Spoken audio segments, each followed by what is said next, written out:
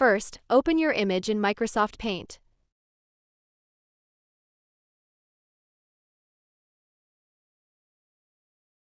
Now, for example, I will add a new layer and draw something on top. Here, I'll choose a heart shape from the Shapes menu and place it on the image. Then I will color it, just to show you that I am adding something new to the picture.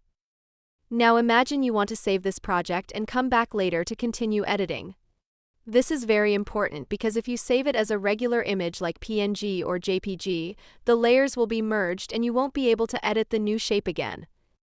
So here's what you need to do. Go to the top left corner and click on File. Then choose Save As. After that, select Other Format. Now choose where you want to save the file on your computer. In the Save As Type dropdown, make sure to select Microsoft Paint Project File.paint.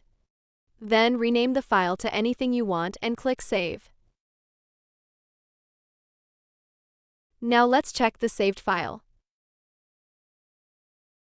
Here it is. When we open it again, everything we added is still editable, including shapes and layers. So we can continue working on it anytime we want.